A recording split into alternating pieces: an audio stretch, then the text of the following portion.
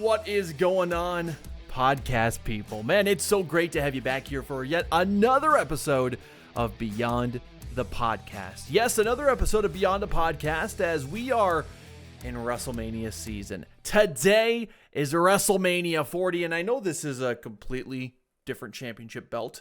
Do not own a WWE championship quite yet, but hopefully one day we'll make that change for us. So for right now, one of my favorite championship belt designs. I'll hold this up. I held this up during the James Jeffries interview, but oh yeah, this thing is classic. It's iconic, and I love it. And for right now, it's going to go on the floor. Man, how you doing? Saturday, it is a WrestleMania Saturday. Do gotta make a quick apology before we start anything of today's episode. I know you've seen the thumbnail and you know what we're gonna talk about, but just before we start all of that, need to apologize for not getting an episode out on Friday. Gotta be honest, personal life has been just a little bit crazy. I will be honest. I am moving here very, very soon. Literally next weekend, I am moving. I've got 3 episodes to record. I've got 3 interviews coming up here next week and the week after. It is a busy time in the Tyler household. So I apologize for not getting an episode out on Friday. Life has gotten crazy.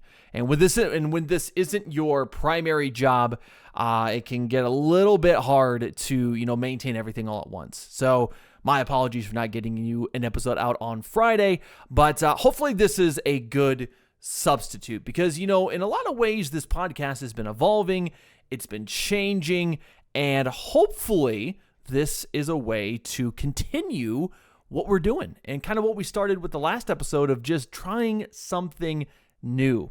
So welcome to this very special edition of Beyond the Podcast. Yes, it's the secondary part of Beyond the Broadcast where we talk about things outside of the interviews. Might keep this name changed for a little bit longer. We'll see what happens.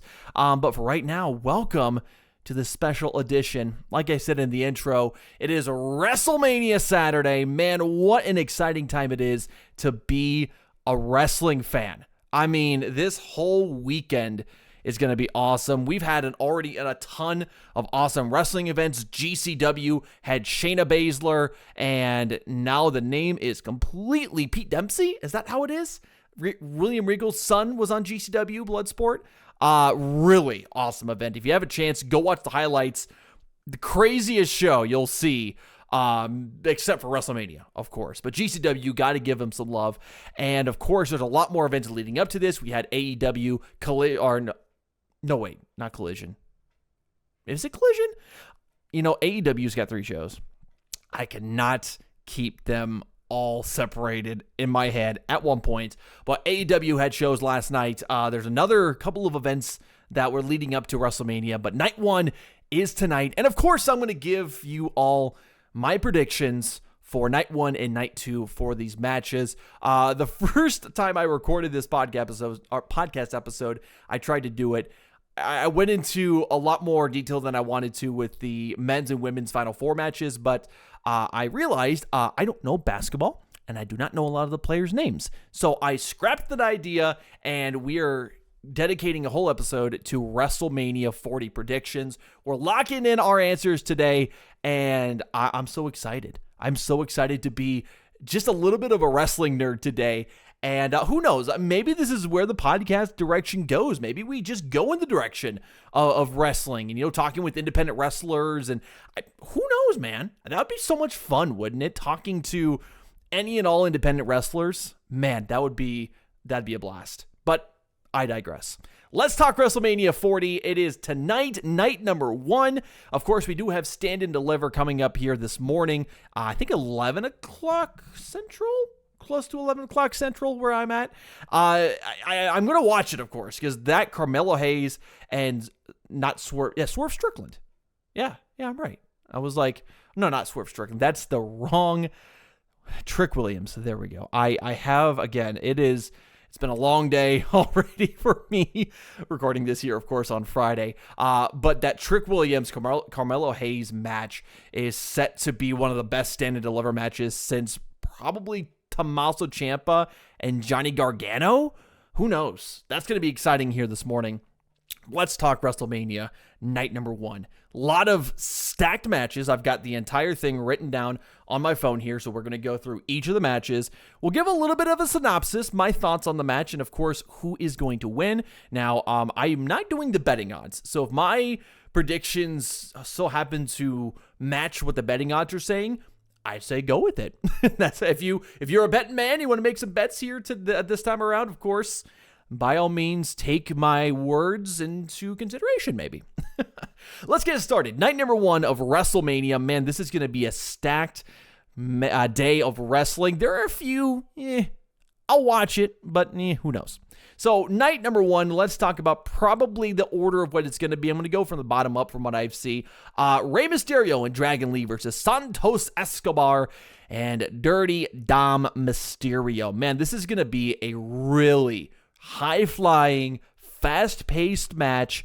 I'm so excited for this one. I know it's not a tag team title match. I know it's kind of I don't want to say a thrown-together match, but, Rey Mysterio gets another WrestleMania moment. Dragon Lee, the newest signee from Mexico, going to get his time in the spotlight.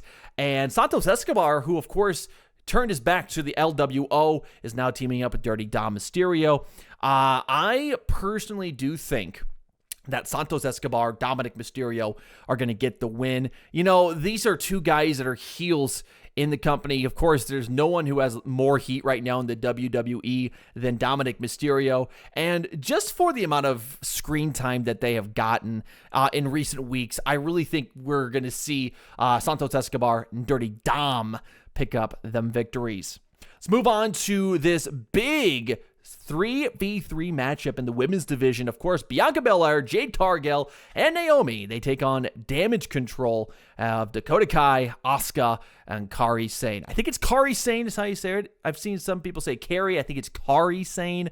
Please feel free to say I'm stupid in the comments below. This is going to be an interesting match. Damage Control, as of recently, maybe has not had the spotlight as it should. Of course, with Io Sky and Bayley having that big championship match night number 2. Again, it's another thrown together match. Another one that's on night 2 is kind of thrown together somewhat. I really do think, knowing WWE and knowing the spotlight they have been shining on Jade Cargill, there's no way that, Bianca Belair, Jade Cargill, Naomi do not pick up the victory on night number 1. Jade Cargill is going to be a superstar for a long time. Been confused about how she's been booked recently. Has not had any appearances on NXT.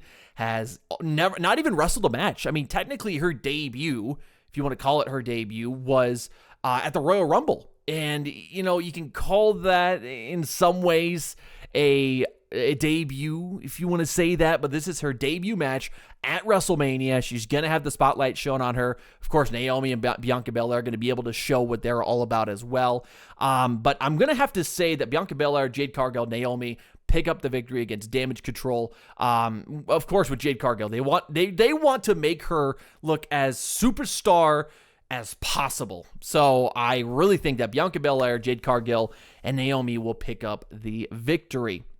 Let's move on to one of the most exciting matchups, and one that has, I don't want to say a little bit of controversy behind it, but a little bit of confusion behind it. It is the 6-pack ladder match for the undisputed WWE Tag Team Championships, made up of the Judgment Day, Finn Balor and Damian Priest. Of course, DIY, Johnny Gargano, Tommaso Ciampa making their WrestleMania debuts. Of course, the Awesome Truth of Miz and R-Truth. The New Day of Kofi Kingston and Xavier Woods. Of course, you got Downtown, or A-Town Down Under. Try saying that 5 times fast. Of Austin Theory and Grayson Waller. And, of course, the New Catch Republic of Pete Dunne and Tyler Bate. This could go any way. And I do want to say this much, though. I was listening to the recent episode of Ask CVV, Insight with Chris Van Fleet, and he really talked about how this championships, the 4 belts need to become 2. I do agree with that. I think WWE is going away from the branded championships in a way with the red and the blue, and I think they're going to more traditional championships like we see with the World Heavyweight Championship and the Women's World Championship, and of course with the WWE Championship. Undisputed, or undisputed WWE Universal Championship. God, that's a long name. I digress. The brand split stuff is converging into one, and I think we might see that, Raw after Mania, might see some new title belts. We'll see. But as far as the championship goes, I do think this is the moment that Finn Balor and Damian Priest drop the titles. If there's any moment where it seems like they're going to drop it, it might be here at Mania. There's a few teams that come to mind of which that could pick up the victory. DIY being one of them, of course, storied tag team. Y'all know what they did in NXT. Y'all know how much they beat the crap out of each other in NXT. It would be really cool to see DIY winning the titles and then, the whole thing. Tommaso Ciampa, Johnny Gargano, they're always set to face each other one-on-one. Who knows? That might be interesting to see on the main roster.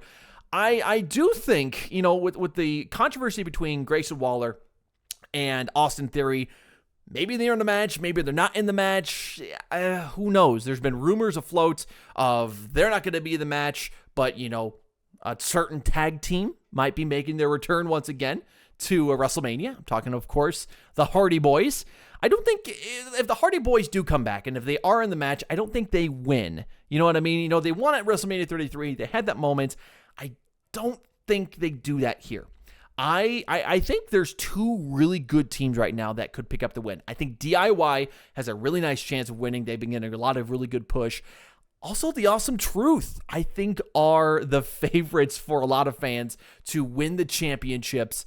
That would be so much fun. I mean, give R-Truth the championship. That's all I'm going to say. I know he's a 54-time, 24/7, 365, I-66 champion, but give Awesome Truth the championships. That would be so much fun. Moving on. Let's go to Jey Uso, Jimmy Uso, brother versus brother. And a little aside note, I completely forgot about this before I recorded, but I forget that Rikishi follows me on my personal account. I don't know why. I don't know how, but if Rikishi, if you're watching this, what's up? I don't know how you're following me, but thank you for following me all these years. Man, Jey Uso, Jimmy Uso. A lot of people are pointing to Jey Uso as winning this match, and I think that's most likely the right choice. I think yeet beats no yeet because Jey Uso is just being pushed to the moon. I mean, he is now in the same conversations as Cody Rhodes and LA Knight and all these guys who are deserved of a main event title push. Jey Uso is in that. I mean, go watch the performances he's had leading up to this point. I mean, he won Tag Gold with Cody Rhodes, and he was also in War Games this past November. I think Jey Uso picks up the win. I think it's the one really solid pick, I'd say, and it really starts to tell a compelling story. I think this is something that wrestling fans are looking at with Jey and Jimmy Uso. They say, oh, it's brother versus brother, happens every 15 years. Let's think about the implications. Jimmy Uso loses to Jey Uso. What does that do to the bloodline? What happens when Jimmy Uso loses? Is he kicked out of the bloodline day one? And then does he turn on Roman Reigns and the bloodline day two? Who knows? I think this is a match that's underrated, that's going to go so hard, and is going to have some interesting implications for night number 2 potentially. We'll see. But I'm going to say Jey Uso over Jimmy Uso. Let's keep it rolling here because we're already 13 minutes into this, and we got a lot of matches to get through. Let's go to the WWE Intercontinental Championship match. Of course, champion Gunther is taking on Sami Zayn. Now, I want to say this much about this match. People, wrestling fans in particular, are so quick to change their minds. Let's go back to WrestleMania, or not even WrestleMania, but when Sami Zayn had a WWE Championship match against Roman Reigns. So many people wanted to see him win. So many people thought he was deserved of a WWE Championship match and to win the belt. But now the tides have turned, and because Sami Zayn took a spot from Chad Gable, he doesn't deserve to win the IC title? I don't know about that. I will say, the whole training montage between Chad Gable and Sami Zayn. I loved it. There's some people that are on the fence about it, saying it's a little weird that it happened. You know what I mean? I loved it. I thought it was great. A little confused of, Chad Gable telling Sami Zayn how to beat Gunther. I don't know. I have not a clue. I do think, though, that Gunther continues his long, dominant, glorious championship reign and retains against Sami Zayn. I think this builds a really cool narrative of Chad Gable. I think this isn't the first thing. We got to be patient to see how this is going to pay off. But I do think Chad Gable eventually wins the IC title, and it might be as early as SummerSlam. I think that's going to be a fantastic place, maybe even Clash of the Castle. It's coming to Scotland. I know that's not technically where Gunther is from, but it's across the pond. Who knows? I really think that Gunther retains, and I think it sets up a future match with Chad Gable. That's my opinion, and I'm sticking to it. Rolling on, we got two more. I'm going to make sure I'm not wrong here. Yes, two more matches, I should say, on night one of WrestleMania. Of course, Women's World Championship match. Rhea Ripley versus Becky Lynch. This is a very interesting match. A lot of buildup, not on Raw or SmackDown, but in the background of all of this. Becky Lynch has had a few interviews with her book, asked about Rhea Ripley, and of course, the infamous stink face seen around the world as Rhea Ripley gave the stink face to Nia Jax. Really interesting the way that WWE is letting this build. Because Becky Lynch was talking about her book, said, how much of a disgrace it is for Rhea Ripley to do that in front of all the little girls of the WWE universe. Becky Lynch beats up Rhea Ripley on the MMA Hour. Super interesting, but I don't know if it's gotten the attention it deserves to be. I think it's going to be a great match, as almost every single Rhea Ripley championship match has been so far. But I do think that Rhea Ripley retains. She is by and far one of the most dominant and most popular women's champions on the roster right now, if not any roster right now. She's got a dedicated following, whether good or, you know what I mean. But I really do think Rhea Ripley retains just because she is this new star and she has so much going for her at this moment. When does she drop it? I don't know. It could be SummerSlam. I think a lot of these matches that are playing out at WrestleMania, we're going to see the aftermath, not at Backlash, which is in France, by the way, but I don't know. It could be in SummerSlam in Cleveland. Who knows? But I do think Rhea Ripley does retain night one of WrestleMania. Let's get to the main event of night one before we take a quick break here on Beyond the Podcast. This is one of the most interesting WrestleManias, one of the biggest WrestleMania main event for night one we've seen. Of course, The Rock and Roman Reigns versus Cody Rhodes and Seth Rollins to determine the stipulation for the undisputed WWE Universal Championship match on night number 2. You could honestly flip a coin either way, and I think wrestling fans would be quite entertained with the result. The two biggest questions are, okay, who wins, right? Who's going to win this tag team match? And number 2, who takes the pin? I've got an interesting scenario brewing in my head, right? First of all, this tag team match is going to be awesome. I think it's going to be everything and more, right? The betting odds have The Rock and Roman Reigns beating Seth Rollins and Cody Rhodes. I do think that is the case. I do think The Rock and Roman Reigns win and set up the stipulations for night 2, because, there's so much that can happen in that match where everything's off the table. Anything goes. That's going to be so much fun to watch. And I'll talk about my ideas for what might happen on night 2 here in a second. But who do I think takes the pin? This is the sicko in me, right? We see Roman Reigns pinning Cody Rhodes. I think that's the way it has to be. That's the sicko in me, right? Because as wrestling fans, Cody Rhodes is the biggest babyface in any company right now, by far. Nuclear reactions on Raw when he comes out. He is the face of the WWE. We just saw him trademark that word, the Renaissance era, whatever happens with that. He's the guy. He is the guy in WWE. And it would only be fitting if in night one, if The Rock and Roman Reigns do win, Roman Reigns pins Cody Rhodes, and the WWE Universe right after is this what's going to happen in night two? That just sets up so many awesome scenarios. So I think Rock and Reigns, they get the win, and I think Roman Reigns pins Cody Rhodes to set up Bloodline rules for night number 2.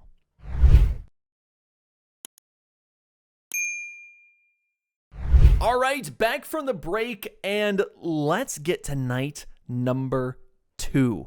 This is going to be the most interesting night in WrestleMania history, I think. This is going to be crazy, over the top, and I cannot wait. Let's start with one of the matches that I am not looking forward to. I'm going to be flat honest with you. I could care less for this match. And I think everyone else could care less for this match. I could be wrong. The internet could be like waiting for this match. I doubt it. So, of course, we're talking about Bobby Lashley, the Street Profits, Montez Ford, Angelo Dawkins versus the Final Testament. That's Karrion Kross and Akam and Razar. I think I'm saying those names right. It's AOP. It's Authors of Pain. Okay. And a Philadelphia street fight, which I think will be interesting. I forgot about the Philadelphia street fight part. So that might be fun to watch. You know what I mean? But, you know, I'm not trying to put anything past what Bobby Lashley and his squad's doing or Karrion Kross and his squad are doing. I just don't think there's anything interesting going on, right? I think the Final Testament is a cool enough squad, you know what I mean? Cool enough faction. I just don't think people care, and I don't care personally. They're all fantastic performers.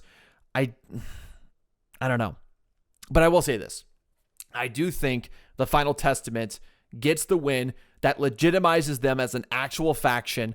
Of course, the Judgment Day is the faction. They're trying to be, I don't know, a knockoff Judgment Day. Who knows?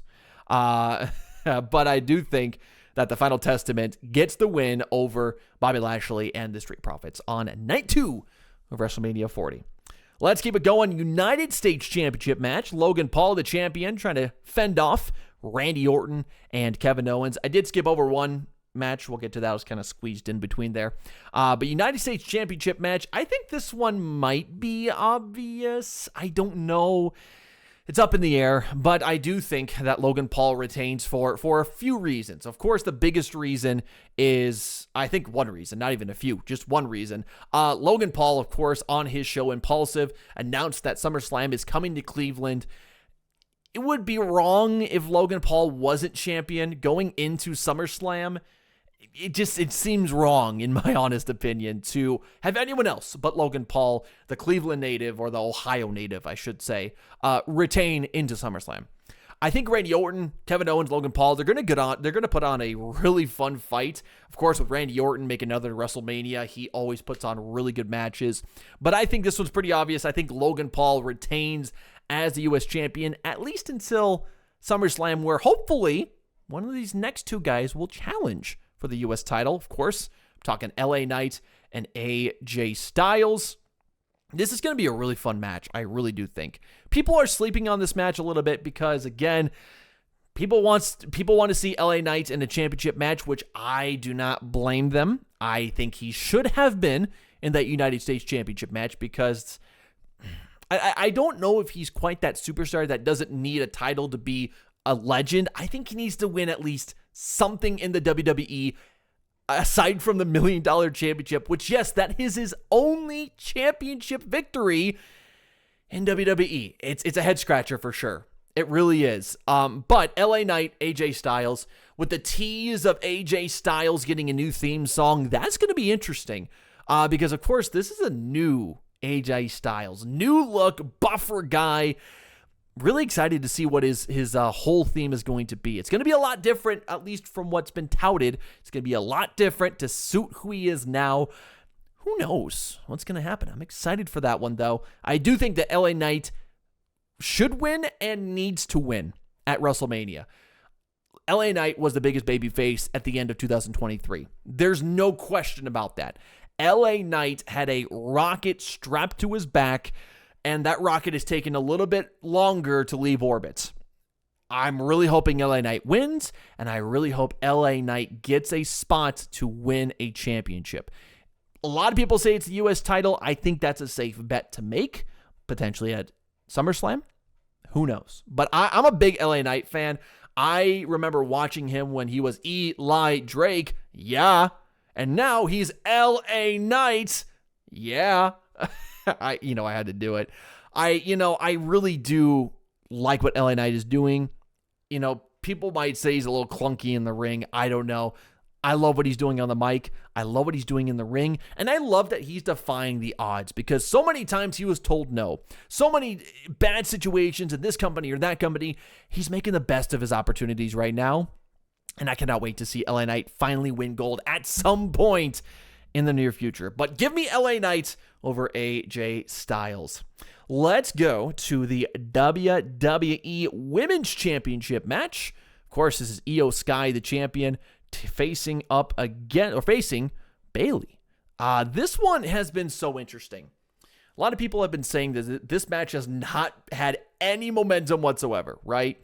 When Bayley was betrayed by Damage Control, the internet went nuts for that. I think it was the perfect time for Damage Control to kick Bayley out, and it's been a really interesting story to tell. The sad thing is, Paramore will not be there to play Bayley out, which is a bummer. But if you go to her, I think her Twitter page right now, she's got a really awesome video package you need to check out. I do think, though, and maybe this is me, maybe I'm not trying to I'm not trying to back up bad booking or whatever. I do think this match, especially Bayley in particular, didn't get the attention it needed, on air time, I should say. And that's the reason. Bayley wasn't on the posters, wasn't on the semi-trucks, wasn't on the programs. Kind of a CM Punk-esque angle in a way. Bayley's not getting the attention she deserves, but when she wins that match, people are going to look and they're going to be like, oh man, we needed this. Again, with Bayley winning the Royal Rumble, you would have wanted her. I wanted her to get some more attention, some more screen time. But I think Bayley beats Io Sky for the WWE Women's Championship belt. Io Sky's championship reign has been weird, to say the least. I don't know. I hope I'm not the only one who thinks this, but it's just been a weird reign. She's been under the wing. Bayley's been the leader of Damage Control. Io Sky won the title. Of course, you have Kairi Sane and Asuka winning the tag belts. So Damage Control looked untouchable until they kicked out Bayley, and I think Bayley picks up the win, and that's going to be a clean sweep for the loss for Damage Control. They're going to lose. I think they're going to lose night 1 with that tag team match, and I think that Io Sky is going to lose night 2, which sets up some really cool implications for the Raw after Mania and moving forward for Damage Control. So give me Bayley over Io Sky. 2 more matches here on the card. I'm hoping I'm not missing one. I'm going to look through my thing. There's some of these that are kind of tucked in between the long line of text for these matches, but it looks like I am good so far. World Heavyweight Championship match. The champion, Seth freaking Rollins. The boy from Iowa, baby. Taking on the Scottish psychopath, Drew McIntyre. Man, I'm excited for this match. I know I've been saying that throughout this entire thing. I'm just giddy. WrestleMania season is one of my favorite seasons. Past March Madness, past the Super Bowl. I love WrestleMania season. And it's for championships like this that are really fun. I am going to put a lot of money on Drew McIntyre. A lot of reasons behind that. Drew McIntyre is having the best character work of his entire career, especially the angle he's doing with CM Punk. If you haven't seen it, Drew McIntyre on a video package held a funeral for the career or whatever of CM Punk. He's like, look at my eyes. What do you see? Not a match at WrestleMania for CM Punk. I mean, come on. Come on. I think Drew McIntyre picks up the win. And also he needs a win in front of a live crowd at WrestleMania. I know a lot of people, I think, boo him somewhat, but I can almost guarantee people are going to turn and they're going to cheer the absolute hell out of him when he wins the World Heavyweight Championship. He won the WWE Championship in front of nobody. And don't go back and watch it because a lot of the pandemic stuff is so unwatchable by today's standards. But I really think that he needs that win. And also it sets up Clash at the Castle. It's in Scotland.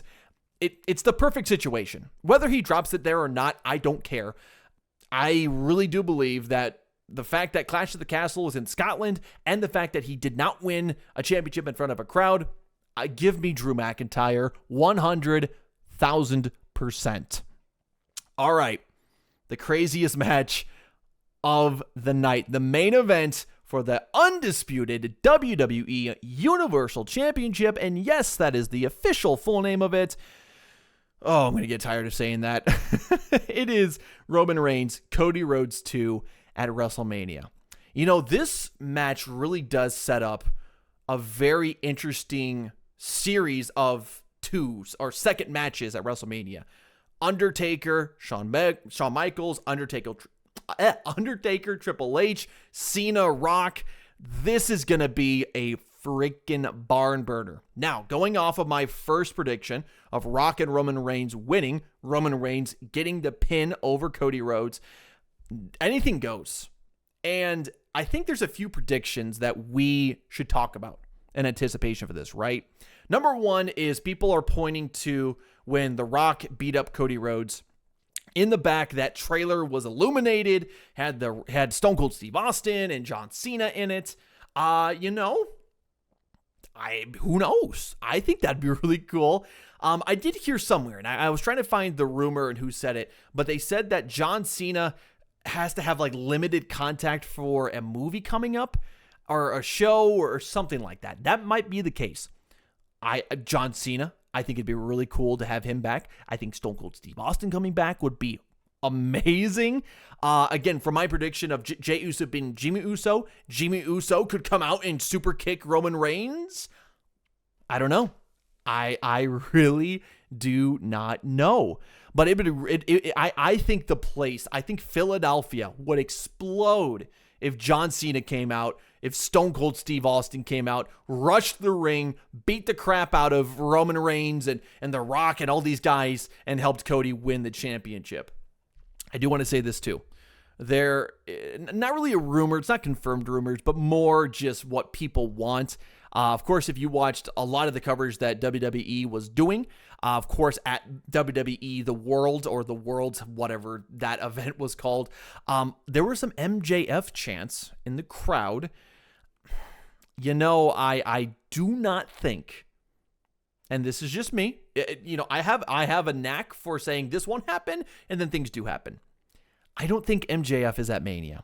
MJF did not show up at any events. He did respond to a Rock tweet, which sure, he's done things like that before. Same thing with Okada. People thought Okada was going to make it into the Royal Rumble and then show up at Mania, and he's in AEW. I don't think MJF shows up at Mania, and I don't think MJF shows up in WWE. I just think that MJF is as AEW as Chris Jericho is, as the Young Bucks are. He is an AEW talent through and through. And not to say that his character couldn't get over WWE. Of course not. It absolutely could. I mean, there are so many people, CM Punk, Cody Rhodes, he would probably have a match with The Miz, which that would be awesome. Pun intended. But I just don't see MJF leaving AEW. I don't think Tony Khan would be that reckless to let a homegrown talent leave AEW. I don't think MJF comes to Mania. I don't think MJF shows up in WWE. And hopefully this doesn't serve as a time capsule where I have to eat my words, but I will if I have to. But night number one, let's get back to the prediction. Whatever shenanigans happens, because of course there's going to be shenanigans. It's the Bloodline. We know the story. It's the same shtick. I think if there's Bloodline rules, I think Cody Rhodes gets some help, whether it's whoever comes out to help him, right? I do think Cody Rhodes finishes the story. There you go. There's the big payoff for this entire thing. Cody Rhodes finishes his story at WrestleMania. I don't know where this narrative came through that Cody Rhodes, of course, finishing the story is winning the championship. I get that. But whatever narrative is being thrown around that, he doesn't have to win at WrestleMania. He could win at SummerSlam. He could win at Survivor Series. I don't want to hear it. All right. I'm not a Cody crybaby. All right. I love my tribal chief. Okay. I've loved the tribal chief for all up until this point. He is the perfect heel.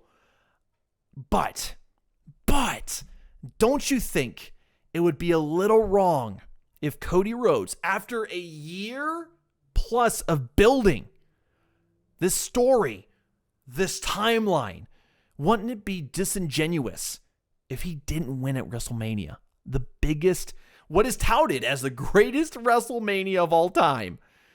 Wouldn't it be wrong if he didn't win? I don't know.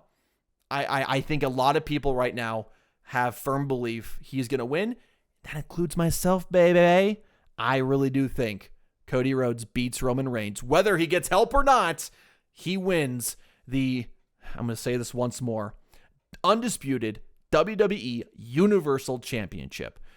God, they got to switch it back to just the WWE Championship. It's a mouthful. But I think Cody Rhodes, victorious, finally finishes the story, whatever that means at this point, and wins night 2 of WrestleMania. My friends, this has been such a fun episode. I love doing this. I love talking pro wrestling. I am fully invested back into it. I see so many clips from not just AEW and WWE, but all sorts of wrestling, and it really gets me excited. So maybe in the future, we start shifting this whole shindig to just wrestling. I don't know. I think it'd be cool. We got Joe Pecoraro, who's a huge wrestling fan. We could get him back on the show for some of the big pay-per-views. And we could talk to a lot more independent wrestlers. I think that'd be so much fun. There's so many independent wrestlers that are making a scene right now that I think would be phenomenal to talk to. One of which I'm excited to have on this upcoming episode. So we've got 3 episodes that I'm recording here soon.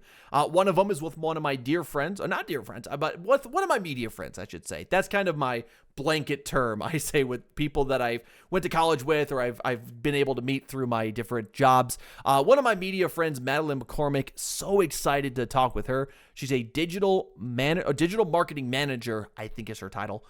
So excited to talk to her and pick her brain about marketing and getting that first job out of college and COVID. We're going to have such a great conversation. Another conversation we're going to have is with a independent wrestler called Nikki Free. That's going to be a great episode. We have been back and forth for so long to get this interview scheduled, and finally we've got it scheduled. So I'm so excited to talk with Nikki Free. And finally, we got another media friend of mine that I was able to meet recently, and I'm so excited for that one. I'm going to keep that one a little bit of mystery because we're going to record that, I think on Monday the 15th is when I'm recording it. So we've got 3 weeks of phenomenal interviews coming up soon. So if you're not following us, make sure you do, because we got some great conversations coming up on Beyond the Broadcast. I think that is going to do it for this episode. Happy WrestleMania Day. And of course, if you want more wrestling content, let me know. I'm more than happy to talk shop about pro wrestling any day of the week. We can transition this into a mostly wrestling podcast if we want to. We can interview some independent wrestlers. I'm trying to get some bigger names on the podcast. So if you want to do that, we can do that. We're free to do whatever the heck we want. It's our podcast. We'll do what we want. So if you want some more pro wrestling content on the show, let me know in the comments below. And of course, please make sure you support the podcast. That's the number one way that we're going to grow this shindig. So follow the podcast on your preferred podcast platform. Of course, subscribe to the YouTube channel. That's where we've got the video content. And if you're on YouTube, please say hi, YouTube. I love when people say hi, YouTube. It's the most funny thing that people do. Just say hi, YouTube in the comments. We love that. And of course, leave us a rating or a review on your preferred podcast platform. That's how we're going to get to the top of search results. And that's how more people are going to find this podcast. I'm going to end it off by saying thank you so much for following this podcast. Again, I am so sorry we didn't get this episode out on Friday. life comes at you sometimes. And when this isn't your primary job, you got to do your best to pivot and try something new. So hopefully you enjoyed this episode. If you did, let us know in the comments below. Like, subscribe, do all that fun engagement stuff that influencers tell you to do on social media. I don't call myself an influencer. I'm just a normal Joe, dude. That's all I am. But happy WrestleMania weekend. Of course, I will be watching. So excited. Can't wait for Cody to finish the story. And of course, we will see you next week on the next episode of Beyond the Broadcast. All right. We'll see you later, podcast peeps.